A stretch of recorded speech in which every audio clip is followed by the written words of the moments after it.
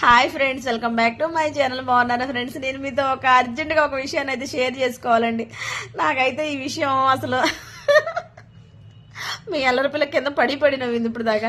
నాకు నవ్వాలా ఏడవాలా అనిపిస్తుంది పిల్లల మాటలకి. అంటే అంత అతి తెలివితేటలు ఎలా ఉంటాయో వీళ్ళ తెలివితేటలు అనిపించేసింది అనమాట. ఏమైందండి, ఏంటండి చెప్పండి త్వరగా, మేము కూడా ఏంటో వినేసేస్తాం అని. మీరు కూడా యాంగ్జైటీగా ఉన్నారు కదా, చెబుతాను వినండి.